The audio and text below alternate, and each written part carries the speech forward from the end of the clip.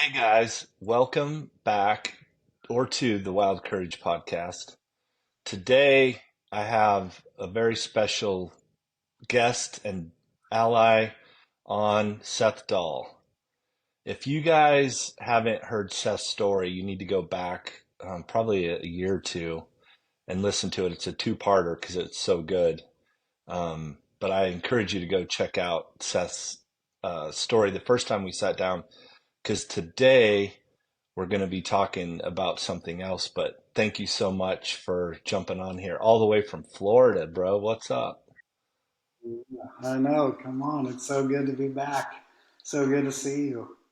Yeah, I think the first time we talked, you had just moved to Texas Yep. and were living in Yep. Austin, and now Yep. you've moved to Florida.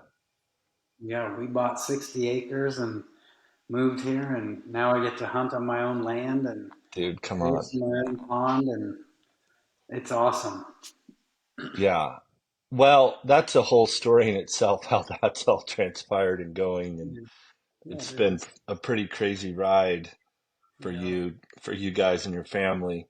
But today we wanted to talk about a topic that you've been spending a lot of time in it's grief. Yeah. Lots of And time. so I thought that I when we were talking about this, I was like grief, and I kind of was like grief is, I think, mostly associated with death of losing a loved one. Well, But I looked up the definition for it and I thought I would just read it real quick to kind of set the stage for understanding how grief affects us in yeah. different ways than just the loss of a loved one. Does that sound good? Yeah, absolutely. So it says grief is the response of loss of something deemed important, particularly to the loss of someone or some living thing that has died to which a bond or affection was formed. And this is the part I thought was interesting.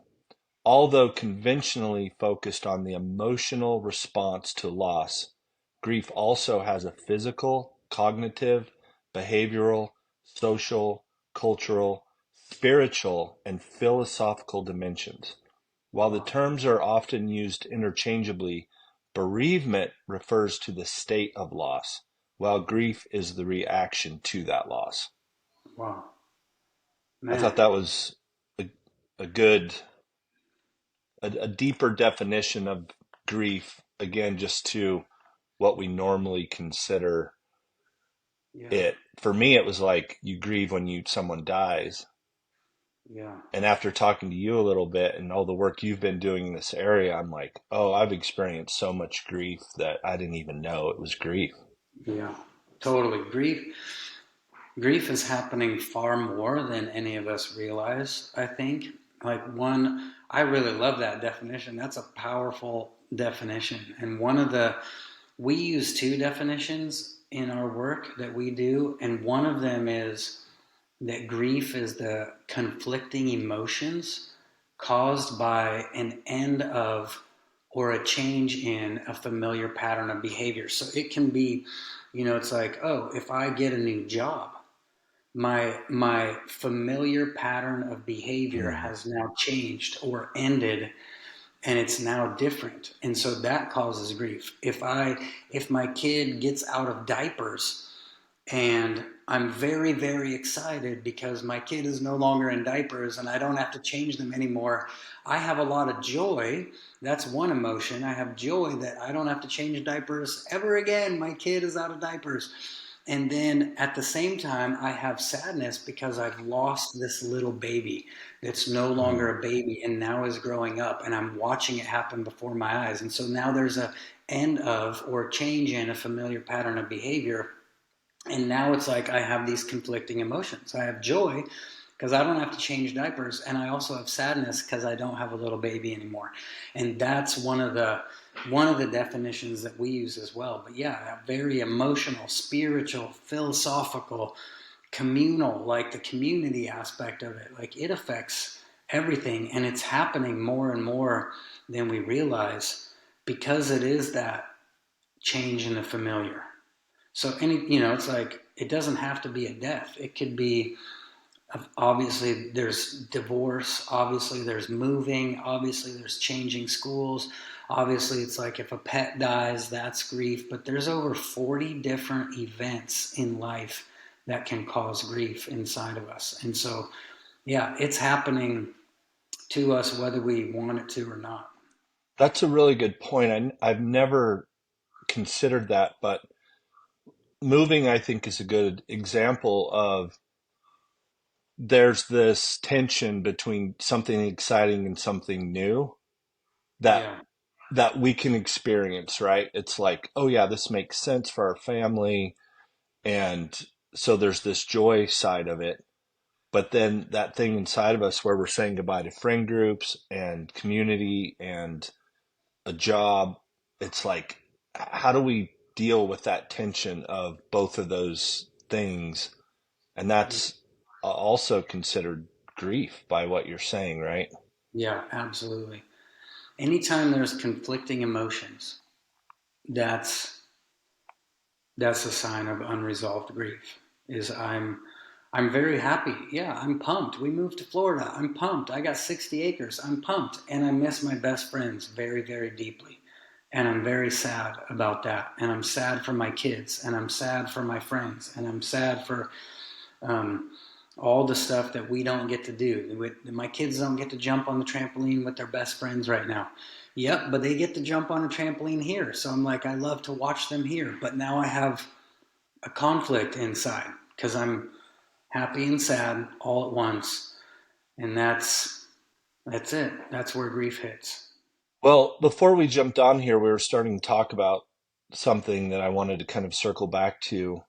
It seems like there's more and more awareness around mental health.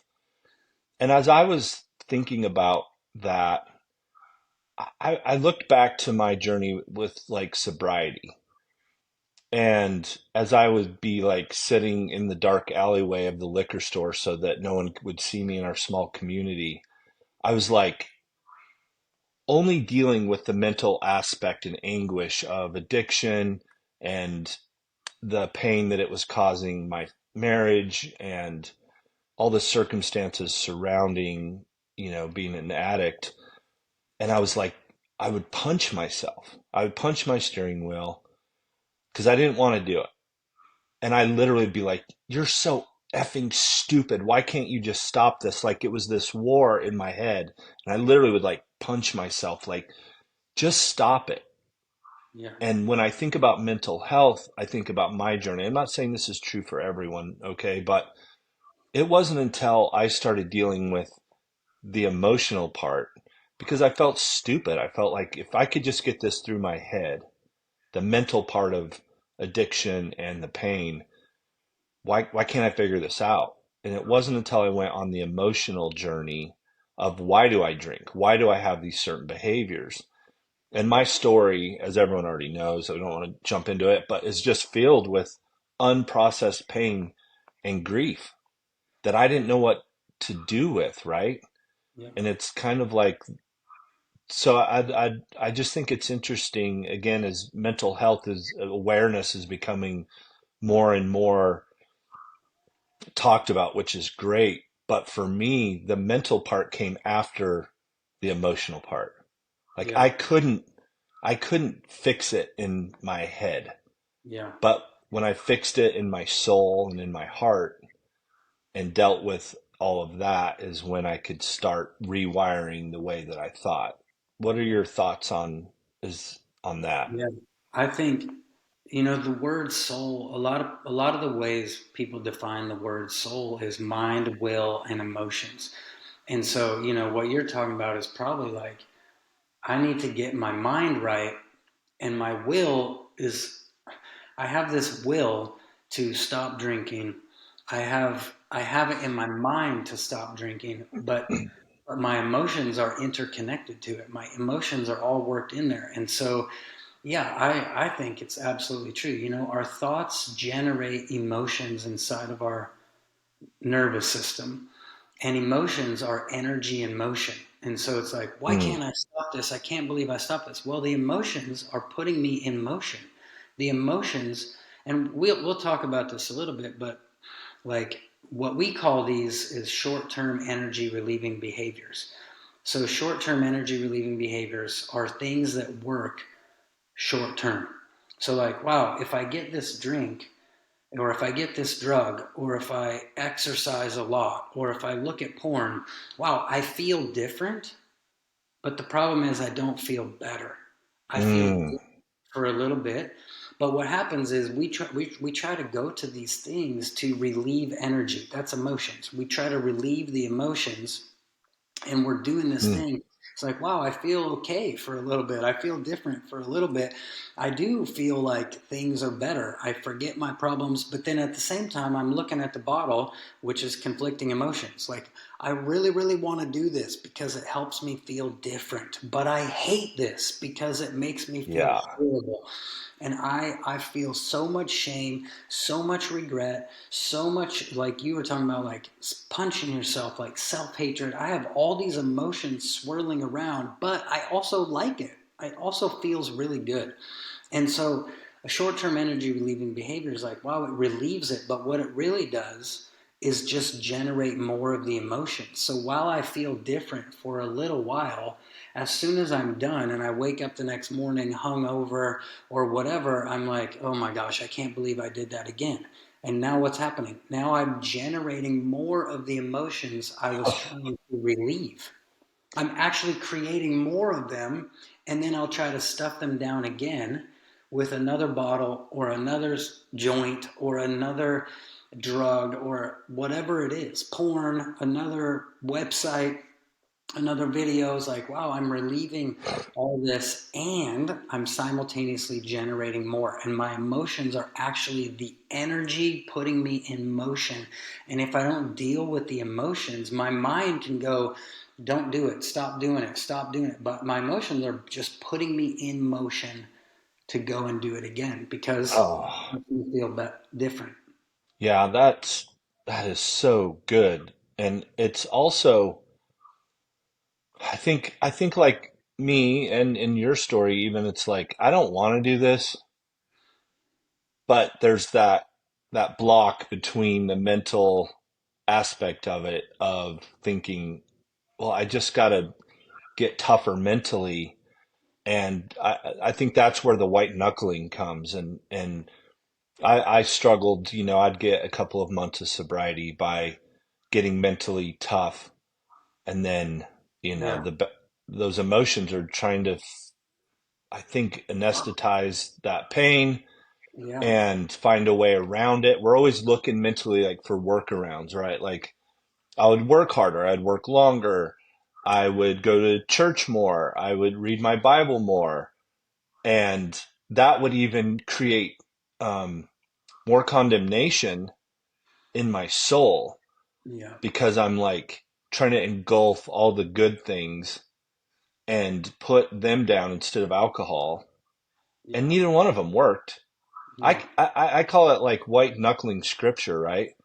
yeah, Like and so then it just creates more shame.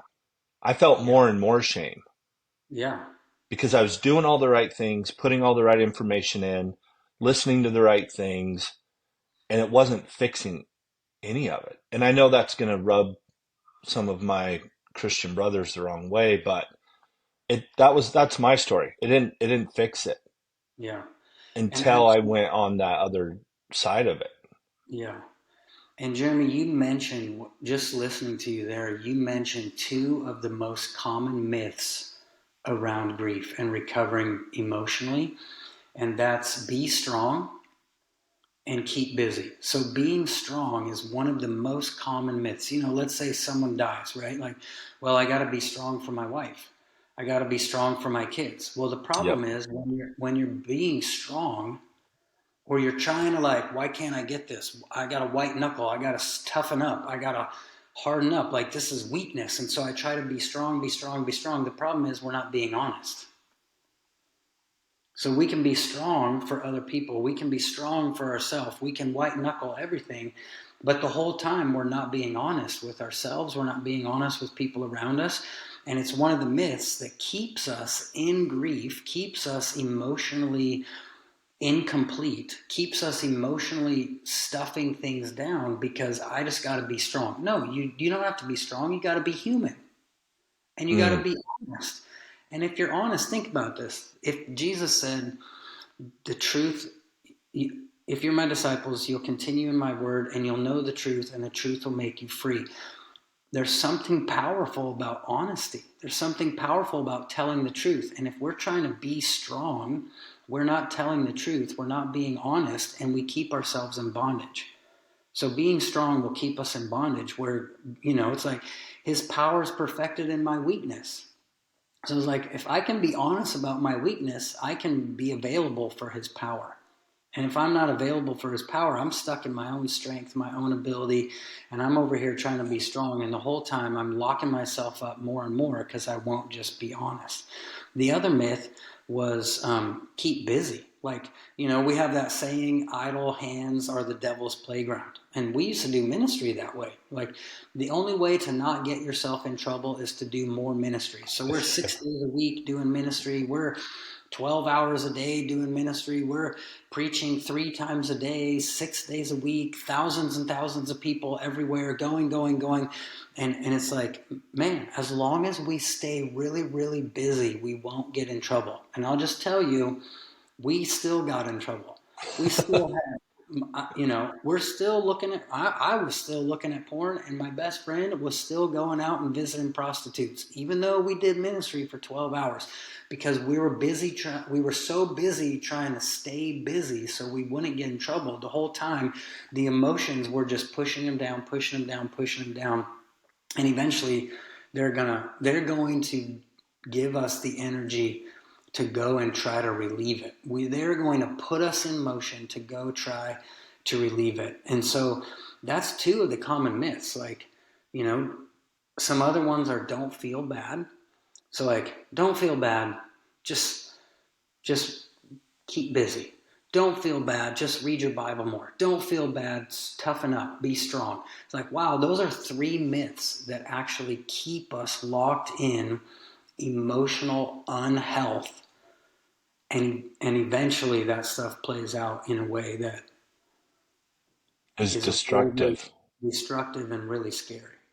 Yeah, and I want to go back to the like be strong part. Like I I get the tension even in that, right? Like we've got to show up for our families and we've got to lead and we've got to be strong for them. But I couldn't be strong for, like I always say, you can't give away what you don't have.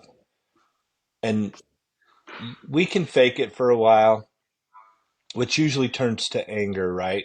When our Yeah. family's falling apart and our kids are struggling and our marriage is struggling and the whole be strong thing, like I couldn't be strong till I went and got healthy. Yeah. The husband and father that I used to be was an emotional train wreck because my circumstances, Seth, dictated my emotions. Yeah. It dictated how I showed up to everyone around me. Yeah.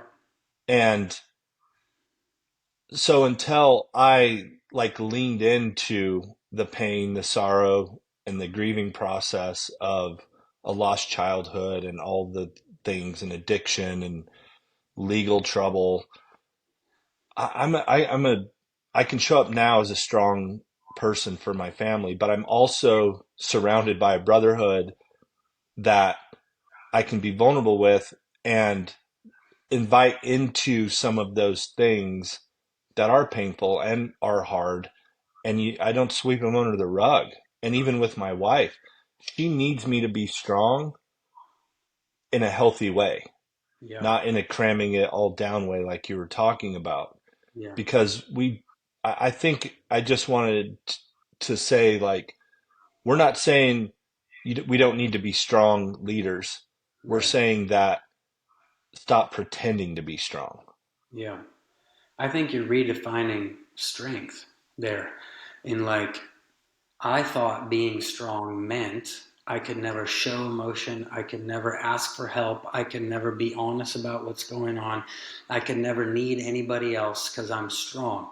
And now you're going, oh, my new definition of strength is that I have people around me that when I'm not okay, I can say something to them and be vulnerable with them, and they can be there for me. And sometimes now, well, not sometimes, but now it's like, oh, my strength is shown in me. It's very strong to be vulnerable and to ask for help and to need other people and to process out this stuff so that I can be stable for the people around me. Oh, I think that's what's happening is you've got a different definition of the word strong and strength now than you had before, where before it was just act like it, pretend like it, shove it all down, don't need anybody, don't need help, don't need to talk to anyone, don't need to process any of this, just keep it all in there and hold it all in. And then you're like, man, this is killing me. This is actually weakening me. And I can't be strong for anyone because I'm falling apart over here. Where if I could adjust my definition and go, I need help. I need to talk. I need to process this. I need to grieve this out. I need to lean into the sadness and the sorrow and the fear and the shame and all this stuff. The more I lean into it, the more I process it out, and the less it affects me. And now I'm actually genuinely stronger I, for I, everyone. yeah, and I think that as men, we're more afraid of the appearance of weakness than we are of vulnerability. We're terrified to let anybody know that we're not okay. And it's interesting.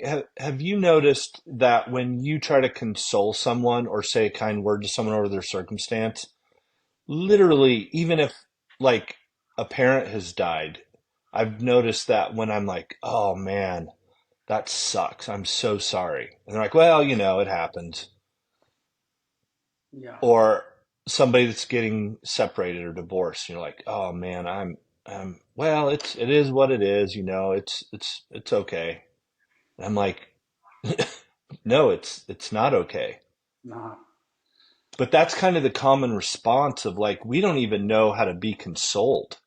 We Yeah, don't even know how to let someone be kind because of that appearance of strength, yeah, because we need to keep that facade because we think that's what it looks like to be strong and manly. And it's like, I don't think that's it. yeah. No, that's, yeah, that's super hard. And I think, probably that comes, you know, we're taught all this stuff, not necessarily intentionally and not necessarily like really taught it, but like, someone dies and people say things to us that are like, they're in a better place. Like, yeah, I know.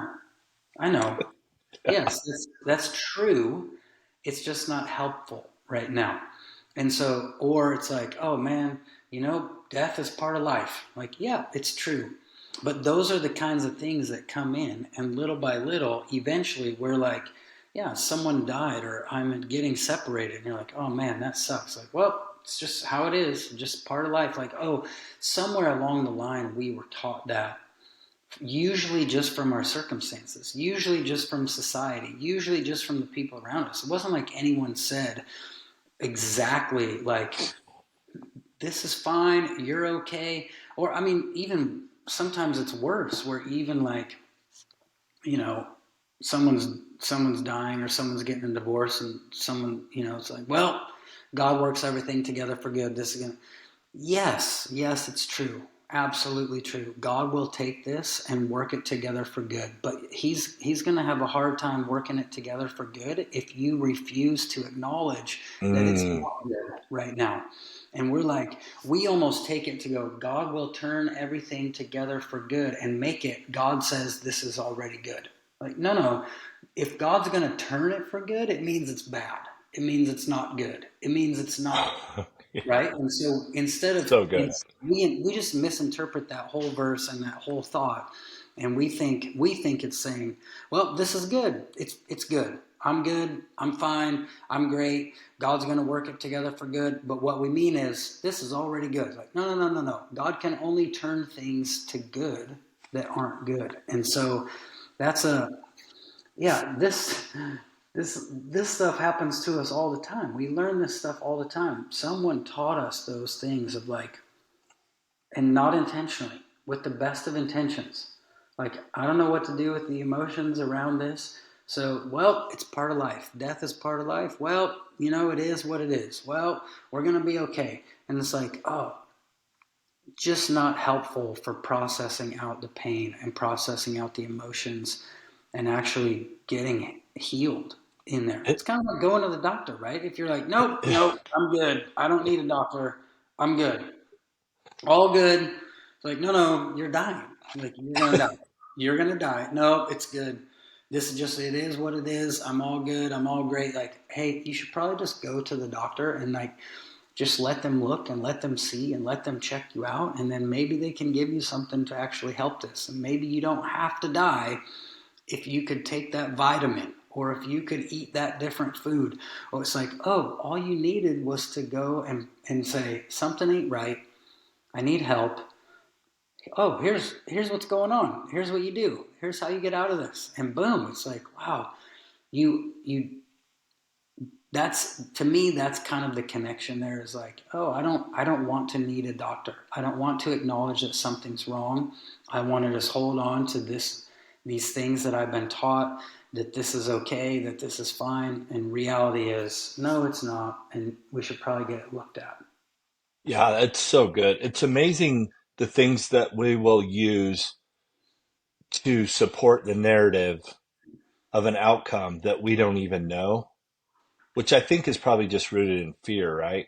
It's like, I don't want to go to the doctor because I don't want to know what's wrong. I want to use the Bible to not deal with anything and create a theology that protects me from having to sort through any pain I'm feeling or any heartache. And would you, do you think that ultimately unprocessed grief, it kind of leads us to isolation, really? Because it's Absolutely. just another protective measure, right? Of Yeah. like, I'm not going to deal with this. People don't know how to be consoled. And I even think that sometimes when we do try, Seth, people don't know how to respond properly to sitting with someone in pain. And I feel like that's something we've learned at Wild Courage, like at our retreats and fires, is like, oh, we don't have the answers, but we're not going anywhere. Yeah. We don't, we can't make you feel better because you lost a child. We can't fix you. We can't make the pain go away of divorce. I don't know what to say, but we're not going anywhere. Yeah. We're not afraid of sitting in the mess. We're not Yeah. afraid of sitting in the heartache. And I think so many times that maybe when we're younger, we've tried to reach out, we've tried to identify some painful emotions, and it's not received well because people don't know what to do with it. Yeah. It's like when somebody would die or be going through something hard, I think most people start avoiding those people Yeah. because they don't know what to do. Yeah. And I've done it. I've seen people go through something. I'm like, I don't know what to fix them. So, like, Yeah. see them at the grocery store and like go down the other aisle because I'm like, I don't know what to say. Yeah. And the truth is, I don't think people want fixed. I don't know. I think compassion and just sitting with someone in it is probably as healing as anything we Oh, could do. yeah. Here's here's what unresolved grief all comes down to. Basically, everything around grief comes down to this one statement: undelivered communications of an emotional nature. So, sitting with someone, and the danger here's what happens. The heart actually doesn't need to be fixed.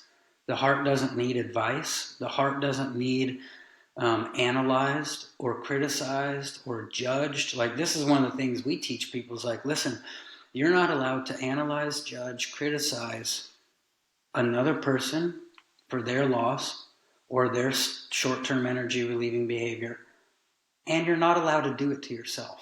And so Mm. people are like, I open up my heart.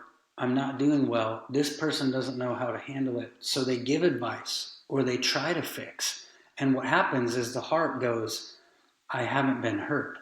So I'm attempting to deliver emotional communication, but it's coming back at me in the form of advice. And one of the things that we make sure, which Wild Courage retreats, when I was there at their retreat, I was like, man, this is the best thing ever.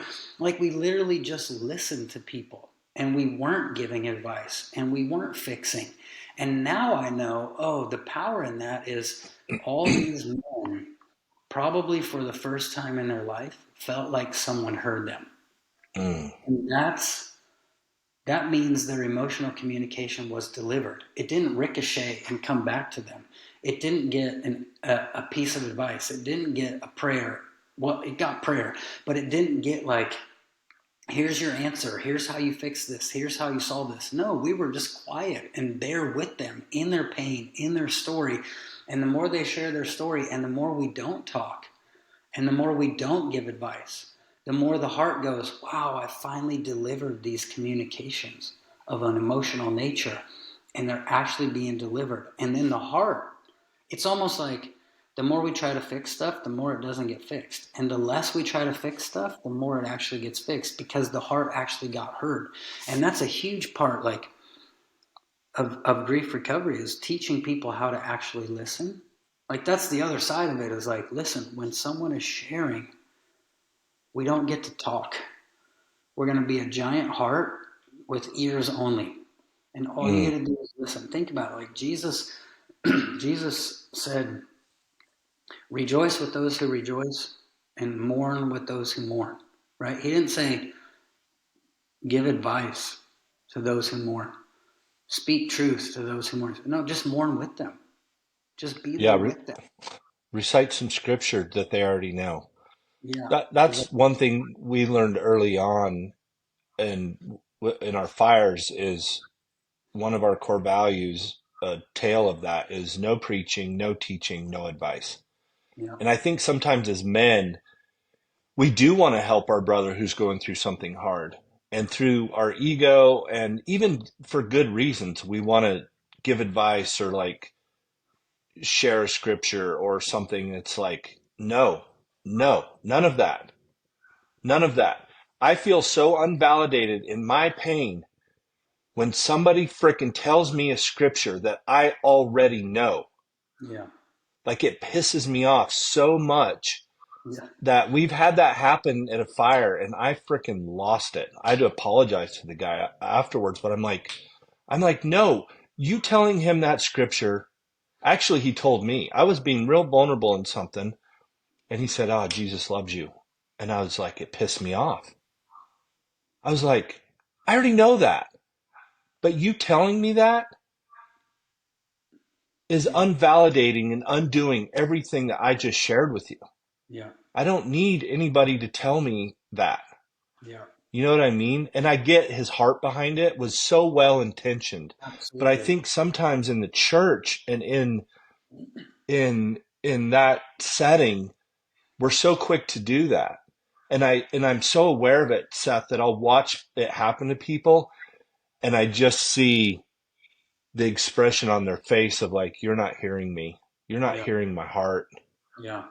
And it's again, it's well intentioned. I understand that, Yeah. but it's not helpful in Yeah. that moment of you reaching out and being like, my heart is really hurting. And I tell people all the time too, we talk about it um, often at the fires is like, I don't know. When people ask what it is, I'm like, I don't know what we're doing. All I know is we've gotten really good at what you said. We're good at rejoicing with those who are rejoicing and mourning with those who are mourning and holding the space and the tension for both. Like, Yeah. just be present and show up where you're at. Yeah. We can't fix you. Yeah. We can't fix you. Yeah. but we've And we, seen more healing happening in people just being heard and seen, to your yeah. point. Yeah. Oh no. Did my camera just go out? Oh, I'm Oh, back. you're back. Yeah, it's a huge, huge deal. Like if you think about, like I feel like God showed me this recently. Like there's times where we all feel like God's quiet and God's not answering us and God's not talking to us. And we're like, God, just talk to me. God, just say something. And I felt like the Lord told me, He said, Seth, when I'm silent, I'm leaving room to make sure your heart gets to communicate whatever it needs to communicate. And I'm not Mm. going to step in and fix it. I'm going to listen to you. I'm going to actually hear you.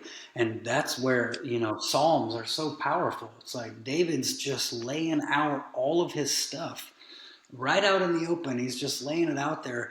And it's like, all of a sudden his perspective changes and he changes his whole point of view, and then he's like, well, you know what, God, you're my fortress, you're my shelter, you're my, and it's like, oh, he needed to actually get that all out. But I can just see God there while David's writing all this stuff and praying all this stuff, like just totally silent and letting David get it out and then go, oh, my heart's now been heard, and now I can hear. That's good. Here's what's so crazy. Here's what we need to know is, if the heart doesn't feel heard, the heart can't hear, right? So sometimes we try to push advice in there, and now this person won't be able to hear it because they didn't feel heard by us. It's that old saying, people don't care how much you know till they know how much you care. It's like, don't be giving Mm. advice. Don't be saying what you know until someone knows that you deeply care for them. It's like, well, they're not going to hear you until they feel heard. And so it doesn't mean there's never a time to go, Jeremy, Jesus loves you. But but if I say it in place of hearing you, you don't hear me. It makes you upset. You feel super angry. You're like, don't don't ever say that to me again. When in reality, if you were in a better place and you're like, wow, you really listened to me, you really heard me. And then later, he's like, you know what? I was just thinking about you, calls you up. I'm thinking about you. I just want to tell you, like, Jesus was just showing me his love for you. He loves you so much. And you're like, oh, I hear that. Thank you. I needed to hear that today. It's like, oh, I can only hear you because you heard me. Yeah, that's so good. This just made me think of a little story when my wife left me. We were about to buy a house, and it had a cool arena, and it was a cool adobe house in Arizona. I mean, it had my dream walk-in shower. It had a nice property with lots of stalls, and we were going to start a business. And she's like, no, I mean, it was going to happen. We had somebody lined up to finance it for us, and I was devastated by all the grief of her leaving and her moving out. And I drank a bottle of vodka that day, and I went and sat at that house that we lost, that we weren't getting. And I called my associate pastor, who was also a friend, David Simmons. And in my drunken, broken, snot, slobbering, crying mess, he just sat there with me. He didn't judge me. I was just with him like 2 days before at church. You know what I mean? Like he just Yeah. sat with me. He didn't give me any advice. He embraced me, and he sat with me until the sun went down. We sat there for hours. Wow. And he didn't give me any scriptures. He just listened. And as I look back in my journey, I think back to that day and the pain that I was in and how healing that was for me. Just for somebody to sit with me I was one of the lowest points of my life, you know? Yeah. Yeah. Anyway, I just thought of that listening to what you were saying, but, Wow. and that's just to encourage anyone that has a friend going work through something is we don't have to have it figured out. We Yeah. don't have to have the answers. We don't have to spend 12 hours pouring through scripture to find the right one that's going to, and again, that's in this context, right? And, and, and I want to circle back to what happened that night at the fire. Like, that guy loves me so much and I love him. And it was a powerful moment. And a lot of people came up to me after that and was like, "Oh, I've done that. I do that. That's my go-to move when somebody's hurting, and I'm not going to do that anymore." So I'm glad that that happened because, again, sometimes we just need someone to sit with us in it and to be, like you said, heard and seen, Yeah. healing. Yeah. Yeah. Our, you know, my son, like the other day, this is recent. This is really recent. You know, both of me and my wife work from home.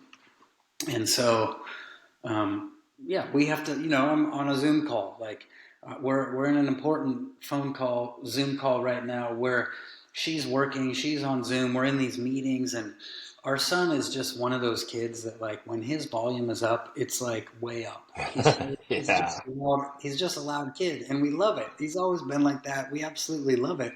But then there's times where we're like, "Hey, buddy, we need you to be quiet. We need you to be quiet right now. We got to work. We got to focus, and we can't hear ourselves think when you're being this loud." And so the other night we went in there, and he's just crying in his bed, and he's crying so hard. And we're like, "Hey, what's going on?" And apparently something had happened with his siblings where they didn't want him to play with them, and he's Mm, like, "They don't want me. Nobody wants me. Nobody wants me around." And then it came out that he was saying, "When you guys tell me to be quiet," I asked him the question because he had mentioned something before, like, "You guys just don't want me to be me." And so I asked him the question. I said, "Buddy, are you feeling like when we say we need you to be quiet, that means we don't want you to be you, or we wish you were somebody else, or we wish mm. you weren't who you are?" And he started crying even more. He's like, "Yeah." And I was like, "Oh my gosh, I apologize for that." Now I know that's not what I meant. I know that's not what I intended for him to hear. I know that I just meant there's a time to be quiet and a time to be loud, and you got to know which one's which. Like, I know what I intended, I know what I meant, but now he's sharing with me how he actually interpreted it, and he's going, "Yeah, when you guys say be quiet, I hear don't be yourself. You don't want me. They don't want me. Nobody wants me." And so I'm there crying with him, holding him, just crying, just listening, and then apologizing for saying, for how it came across to him. And then we, like, here's what we've got So to good. understand about emotions. Emotions are interpreters, right? So, like, I've been all around the world speaking on stages with interpreters because I don't speak the language and the people in the audience don't speak my language. And so I have someone standing next to me that I'm sharing, and their job is to share exactly what I share. And I've had really, really great interpreters, and I've also had interpreters that aren't that great, right? Where, like, I've literally had people in the crowd correct the interpreter because the interpreter didn't know what I said or said something different than what I said. And I'm like, "Man, I don't know what to do here because you're the one supposed to be telling them what I actually said, but now these people are telling you what I actually said." So then and it just becomes a mess a little bit in the moment. But emotions are like interpreters. And so if my son is having these emotions, that means he's going to interpret the stuff that I say differently than how I say it. He's got an interpreter there that's going, Mm, "Your dad says he doesn't want you. Your dad says he wishes you were someone else. Your dad says," I'm like, "Oh my gosh, I apologize, buddy." so But what good. I have to do is listen to him, share the emotions, be with him in the emotions, cry with him in the emotions, apologize for my part, take responsibility for my part, own the thing, apologize to him, be there with him. And now the emotions are being processed. The emotions are actually coming out of him. And when the emotions are coming out of him, then he can hear the things I need to say. Then he can hear what I actually mean. Then he can interpret what I actually said to him.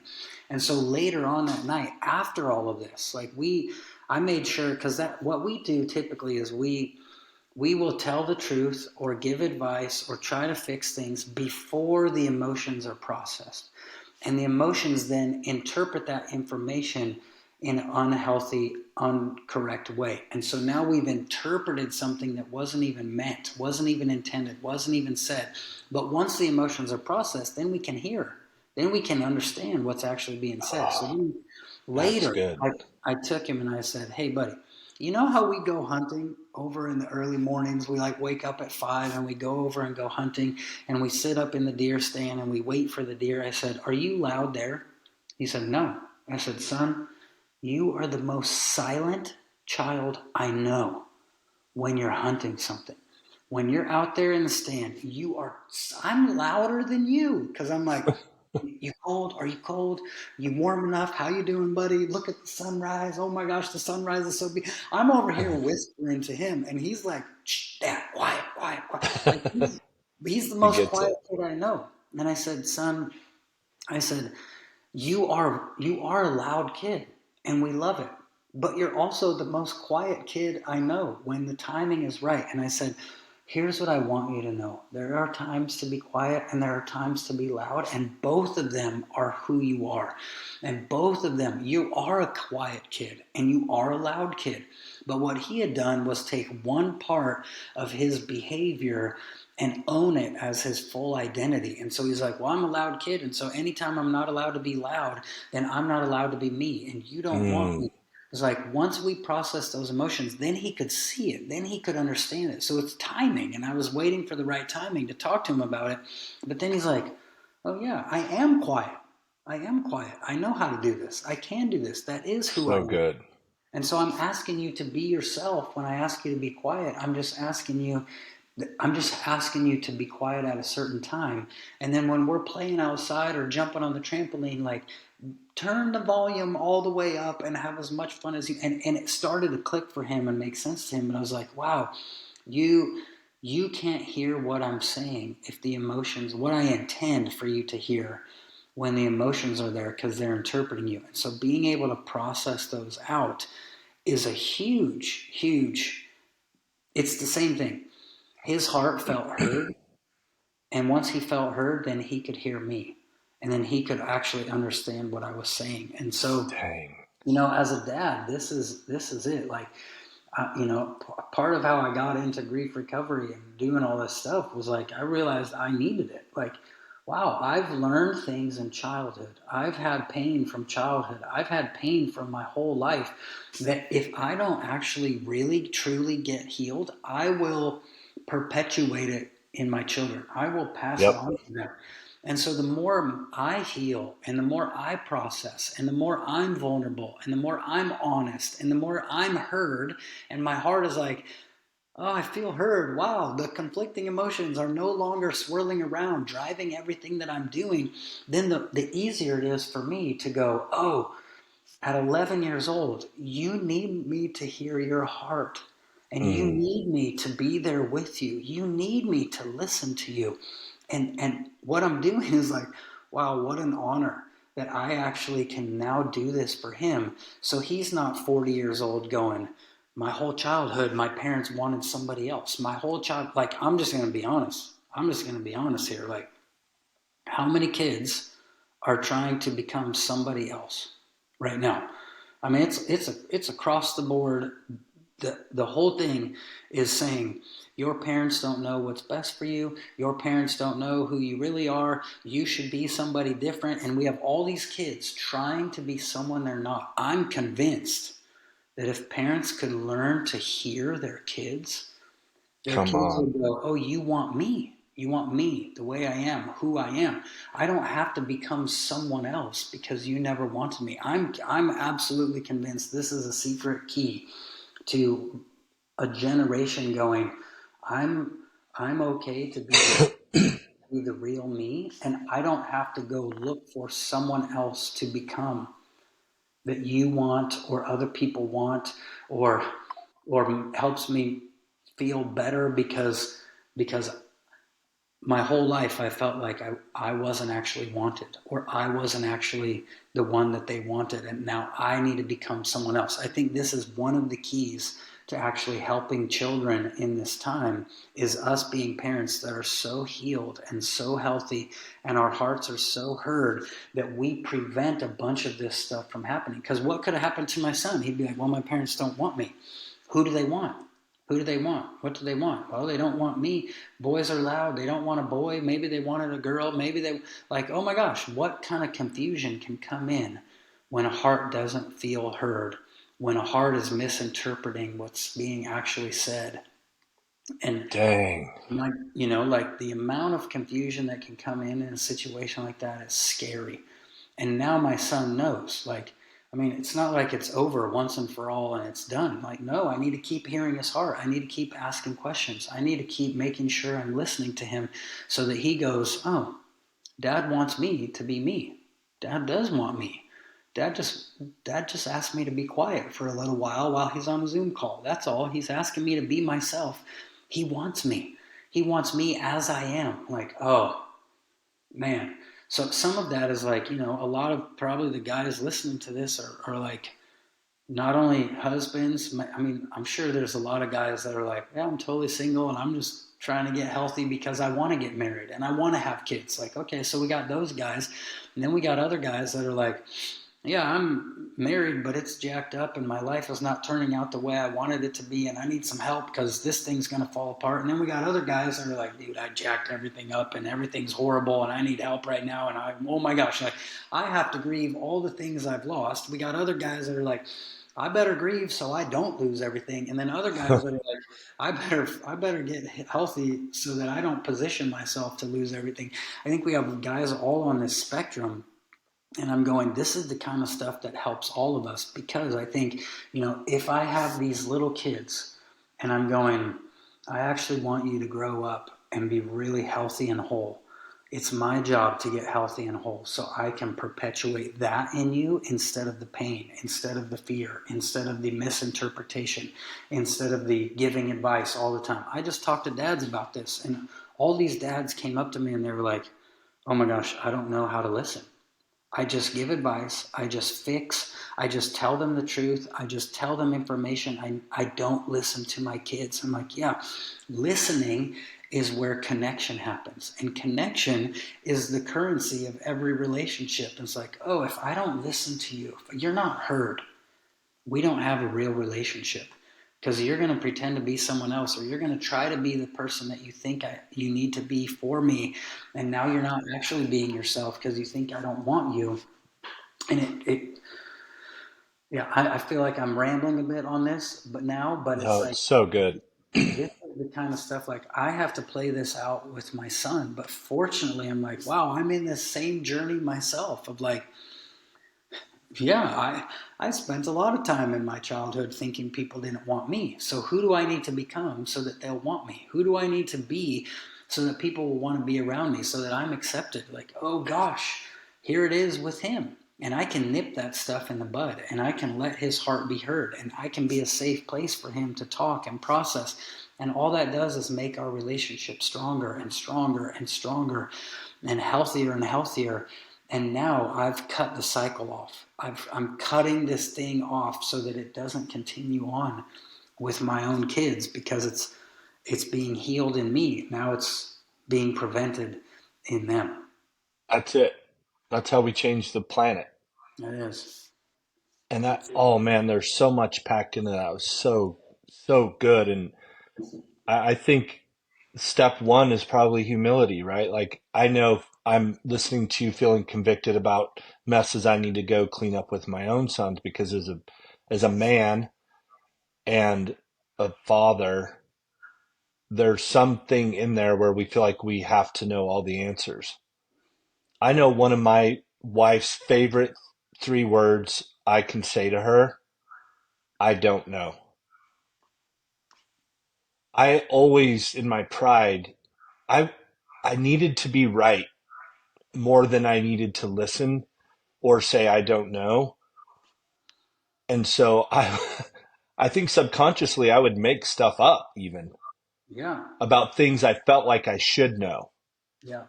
And I think as dads would do that with our kids too, right? It's Totally. like, I don't know, but we can find out together.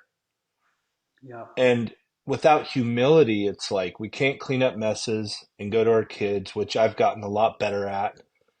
But it's humbling to go to them and do what you just laid out for us. So I think I liked how you said too, like if you're a single guy, this is what I tell the young men that I walk with. Going on this journey, but yeah, I'm not married, I don't have kids, but I want to someday. The healthier you get, the more attractive you're going to be to the right person. Because we Yeah. all have friends that you're like, that you know intimately, and then they settle for less than.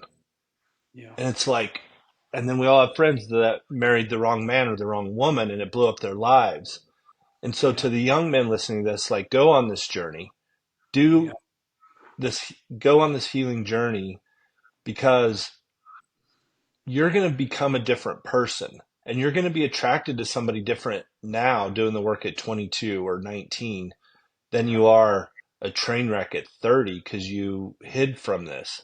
Yeah. And to the married guy, it's never too late. Yeah. And it's scary and it's frustrating and it ebbs and flows. And it's like anything though, like just stick with it and get help Yeah. and humble yourselves because I don't think little boys are getting sex changes if they know that they're loved as who they are. Yeah.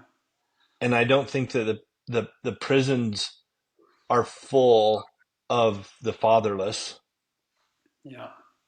If a dad would have went on a journey, and even if the marriage didn't make it, of contending and listening to his son, because you're right, at the end of the day, I just want to be heard and seen by my wife.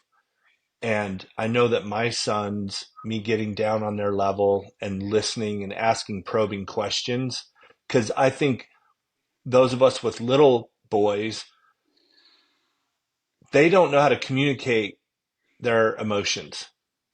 Yeah. So to me, it's like listening to their rhythm of what upsets them and what makes them scared, what makes them sad, where do they feel, where do they shrink back and go hide under their bed when their brothers laugh at them or don't want to involve them in the football game, and asking them questions and helping them even learn how to have the language at a young age to describe what they're feeling.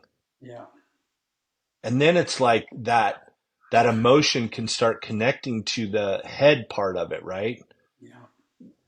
And the psychology of what am I feeling and being able to express it and to see the relief of being understood by being able to communicate it is like they wipe their tears away, get a big hug, and they're back out in the game. Yeah. So I don't know if that makes sense, but that's some of the things I've kind of Does. learned in trying Yeah. to be a better listener. Yeah. If you think about kids, kids are the best. They're not good with the language. They don't have the language for processing out their emotions, but they are the best. You know, if a little kid, if a little baby is like scared, they're going to tell you. If they may not say, "Hey, Dad, I feel scared right now," or "I don't feel safe right now," or "I feel nervous right now." They're not going to say that. They're going to be like, "Ah," right? Or if they feel mad, they're going to let it rip. They're going to attempt to get these emotions out of them. And if we don't navigate it well, eventually they learn to not get them out. And so that's, I think what you're saying is like, yeah, being there with them, letting them communicate this. Like, okay, my son feels really hurt and really angry and really like discouraged and really scared. Like he is not doing well. And if I can hear him, then I can help him with the language so that he can go, hey, here's what I'm feeling. Here's what's going on. Here's what's happening inside me. But what happens is like the way they communicate, they're attempting to deliver those communications of an emotional nature. And if we can listen to them, now they've been delivered and now we can help them with the language so they can deliver them more effectively and better from now on and grow in that ability. And I mean, the hardest part is like most of us weren't taught any of this either. We're like, I feel crappy. I don't even know what I feel. I don't even know what's going on. So I'm just going to grab that bottle because everyone else grabs the bottle and they seem to be happy and feel better. And like, wow, and I feel really, really good right now. This is awesome. He's like, oh, I don't have language for it. I love what Danny Silk says. He says, like, addiction is the attempt to have intimacy with the substance because we don't have it with people. And that's Oh, where, like, if it's that's a good. bottle, if it's exercise, because it could be exercise, like, wow, I go work out really, really hard and I feel amazing. Except I didn't process any of the long term stuff. I may feel better right now, but I didn't process any of that old stuff where I grab the bottle and like, wow, I feel amazing. Or like we do all these things, we feel really, really amazing. And then we're like, we we're giving those emotions, we're delivering our emotional communications to a bottle or a substance or exercise or shopping or whatever it is that we're doing. We're delivering our communication to them, and now we have this emotional relationship with these things because we never learned how to do it with people. We never learned So how to good. do that. And so to help our kids, I mean, that's where I So come good. all this too, is like, look, the healthier I get, the healthier my kids are positioned to be later in life because now they know I don't just scream when I'm angry. Like I actually can go, hey guys, I'm feeling frustrated.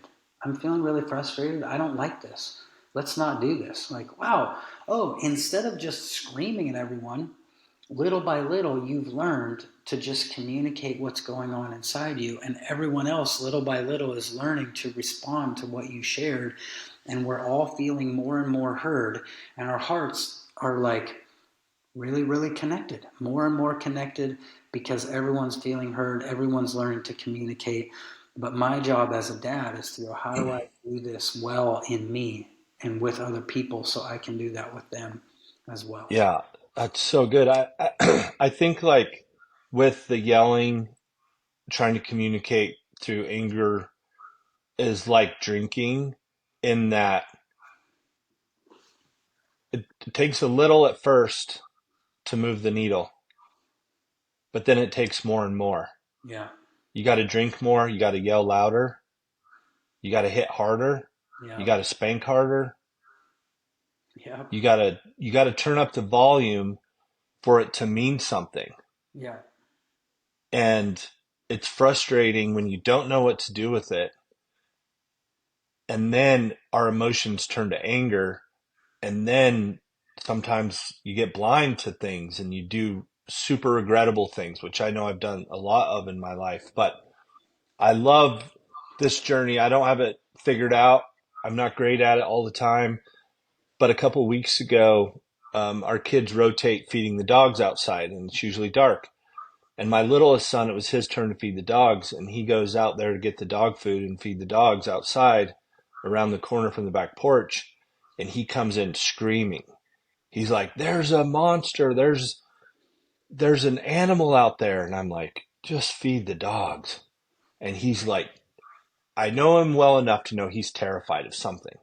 So I go out there, and sure enough, there's a huge raccoon out there, which is rare.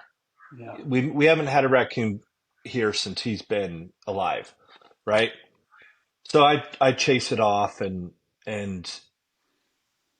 I'm like, okay, and went with him and got the flashlight, and we fed the dogs.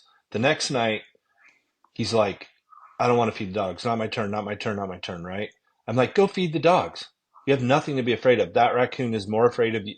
Like logically, I'm like, I want my sons to be tough, not fearful young men. That's how I want to raise them.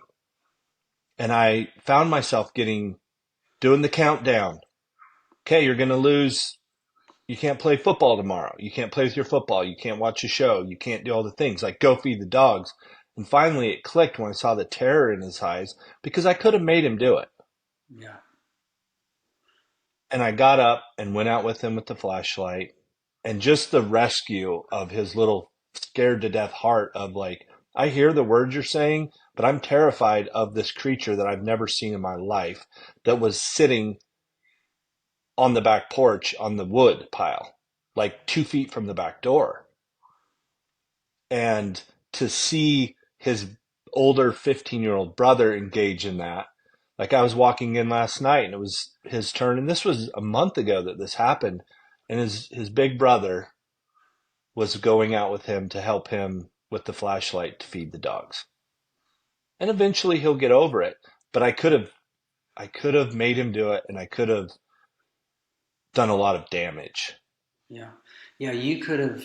So he was afraid to go out there. You could have made it so he's more afraid of you than he is of the raccoon. And what's happening is fear is driving everything. So fear is what keeps me inside, but a greater fear is what drives me outside to go feed the dogs. I'm more afraid of Dad than I am of the raccoon, so I'm going to go feed the dogs. But the problem is fear is driving everything, and fear is now pushing everybody around, and it's like, whew, these are the things that we want to be aware of and see. Yeah. Like, and that whole thing, like, here's one thing I realized in all of this. Like, I've probably spent the last year, and almost everything that I read and study has to do with emotional health, whether it's grief recovery, whether it's just emotional intelligence in general. And one of the things psychologically that's really powerful, it's called the name it to tame it principle. So when the nervous system is firing emotions, because the nervous system, okay, in your son's case, it's like, there's a monster out there, there's a creature out there, there's something out there, right? So his nervous system sees a threat and goes, fear.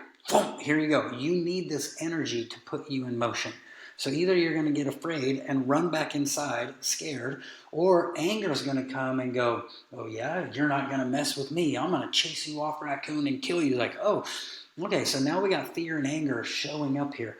But name it to tame it is so powerful in the nervous system. They did this study on people, and they literally had their brain hooked up, and they're watching it, and these images would pop up that would create fear in the nervous system. The nervous system would create fear, and if the person could just say fear, the nervous system would go, oh, you heard me, and it would back off, and the fear would Wow. actually go away. And so one of the things I've noticed, especially with men, is men are, we want to be tough. We don't want to give in to fear. We don't want to let it drive us. We want to be strong. We want to be powerful. We don't, that's a good thing inside of us. But what happens a lot of times is as men, we're like, well, I'm not afraid of anything. I'm like, well, so your nervous system is firing fear, but you're, instead of just acknowledging it, and then it going away, you're resisting it. And now fear just keeps, it's like a little kid, if you're on your phone and your kid's like, hey dad, and you don't say anything, the kid's like, hey dad, and you don't say anything, dad, dad, dad, right? And then as soon as you go, yes son, he goes, oh, you heard me. Now I need to Yeah. stop. I don't have to yell anymore. I don't have to get your attention. The nervous system is very much like a little kid. It's like, fear, fear, fear. And you're like, no, no, no, no, no. And like, it just keeps on coming until, and so one of the things I've noticed is like, there's something just powerful about going, I feel scared. Or there's something powerful about a dad going, oh, you feel scared of the raccoon? Yeah, I feel scared of the raccoon. Awesome. Let's go out there together. I got you. Right? And now it's like, I have someone with me. I've acknowledged my fear. Someone else has acknowledged my fear. Now the nervous system goes, I got my dad. And I said it. And the nervous system actually stops firing it. So one thing Mm. I've seen is like, usually the people that are like, I'm not afraid of anything, are actually fully controlled by fear. They just don't know it because they're so numb, but their nervous system's firing it over and over and over, trying to get their attention, and they keep trying to resist it and trying to deny it instead of process it and go, yeah, I feel scared. And that's, it goes back to the definition of courage. Like, courage is not the absence of fear. Courage is fear that goes, I see you, I'm afraid, and I'm going to go out there and go with my dad and face the raccoon and see if it's there. And I'm going to learn little by little. The raccoon is not as big of a threat as I thought it was. The raccoon, right? But it's like the information doesn't help, the experience does. And so, There it but is. if I can just say, I feel scared. Or someone else can go, are you feeling scared of the raccoon? Yes, I'm feeling scared of the raccoon. The nervous system will actually go, okay, I don't need to send you any more fear. You heard me. And now the fear starts to go away, and now they can act in a whole different way, not driven by fear. But what happens is we're like, whatever. I don't want you to be afraid. I want you to be strong. I want you to be a man. Get out there and go. And it's like, well, all I did was generate more fear of the raccoon and more fear of me. And now my kid does the right thing. And for us, wow, now I do the right thing. It's like we were talking about before, like, why can't I just get this right? If I could just get this right, it's like, I just do the right thing, do the right thing, do the right thing. And the whole time, fear's pushing all of it.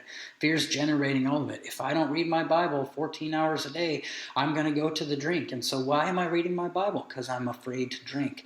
I'm Mm. afraid not to read my Bible. I'm afraid to not do the right thing. And so fear is actually driving all of it. And so what you did in that situation was you're like, you helped him be honest about what's going on, process it out, and then you were with him in it. And pretty soon he's going to be like, hey, I don't need you guys. I don't need you guys. I got this. I haven't seen the raccoon in a while. I know what to do if it comes out. I got this. Thank you for helping me. I was really, really afraid. But instead of trying to shut down the fear, that's what's so crazy.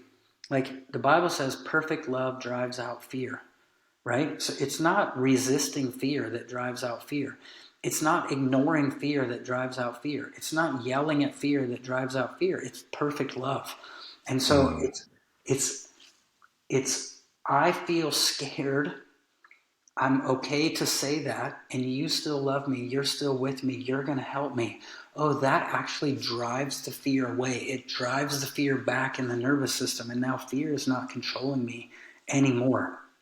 But with men, a Good. lot of times what I've seen is like the men who resist it the most or try to act like they're the least afraid or they're not afraid of anything, actually their nervous system is firing it so much they don't even know it anymore because they're so numb to it. But fear is usually driving everything. And this is where it starts with stuff like this is like, I'm scared, but I'm not allowed to be scared because that's how I'm strong. And so I got to go out there and be strong, and I got to go out there and face the raccoon, and I got to go out there and make it happen. It was like, oh, the whole time fear is driving the whole thing, and it just continues to fire until fear controls everything that we do instead of us controlling everything that we do. And so listening to your story, I'm like, man, that's so good. And for my kids, it's like, oh, how do I get fear to not control you? Oh, let you say that you're afraid. Let you feel it. Let you feel it, acknowledge it, and be okay with it. And then Yeah, and it's we go do it together, and you learn. yeah. It's I think yeah, changing that narrative, right, is so important. And as we get older, the stakes just get higher. Like take that little boy that we've all been, and we can look back to instances where our parents didn't have the tools to do the things that we're talking about. And then fast forward 20 years and see where that same thing showed up in your life.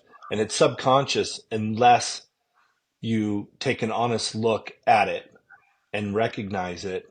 It's so subconscious that we don't even recognize it. And now we get to look back at these things and be like, oh, I can see why I show up the way that I do here. It's because of this.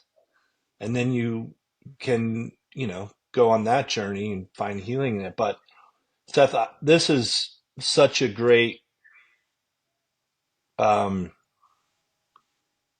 talk about the journey and about grief and about how it shows up in our lives and some tools on what we can do to combat that. But also, this is kind of well, not only a podcast, but we're going to take 2 minutes to talk about.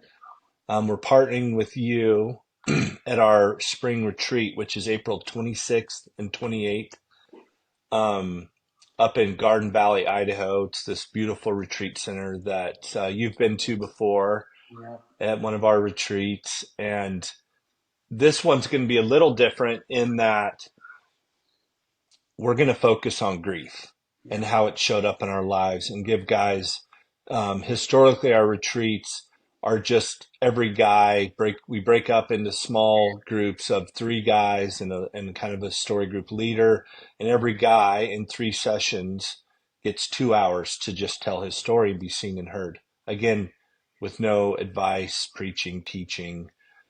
Um, and this one is going to be centered around grief. And you're going to be leading us in 3 different sessions Yeah. about this whole grief process. And we're so stoked to have you back again and to have you lead us in this journey of becoming more healthy and more whole as young men, as newlyweds, as men that have been married for a long time, or guys that marriages didn't pan out. Like, if you're a dad, not a dad, haven't been a dad, want to be a dad, this is a great opportunity to come to a retreat and tackle this thing of grief that we all have. Whether we deal with it or not is a different story, but we've all been through some hell. Yeah. Yeah. What we're going to do is take an 8-week course and do the whole thing in 3 days. And at the end of 3 days, men are going to come out with emotional completion. Emotional, they will have processed out in a healthy, safe way with people hearing them all the emotions around one relationship that affects everything else. And they're going to come out of there going, I feel completely different. I had a friend, he went through the 8 weeks. He said, Seth, if the church would go through, he had so much breakthrough in his life emotionally with his kids, with his wife, with his business, with his whole entire mental steer changed. He said, Seth, if the church would go through this, 90% of our problems would go away because that's it. We've got all these emotions generating energy inside of us, and everything we're doing is trying to relieve them. And it's only short term stuff until it's not, and until it's long term, and then it's like, wow, now I'm completely different. I'm completely changed. My whole emotional landscape is totally different. He said he said 90% of the church's problems would go away if they would just do grief recovery. And that's what we're going to do, is jam it into 3 days. We're going to have all the components, from delivering emotional communications, telling your story, looking at one relationship so deep that you actually complete. Because what happens is, like, we can have an end of a relationship, but the emotional relationship continues.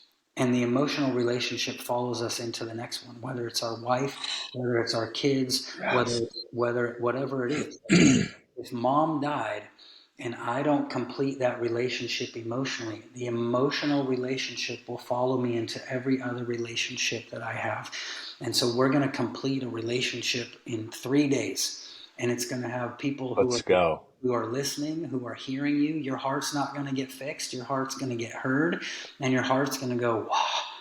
Oh, it's going to breathe a giant sigh of relief. And it will affect every single area of life when we're done with this retreat. So I'm just pumped. Like, when we talked about this, I'm like, Yeah, come on. this is what we need to do. We're going to just do it intensive, 3 days, jam it out.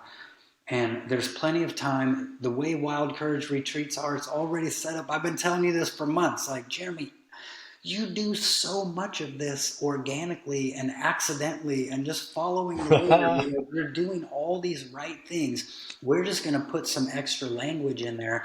We're just going to put some extra stuff in there to help it be more like, oh, this is actually what needs to happen if I want to come out the other side.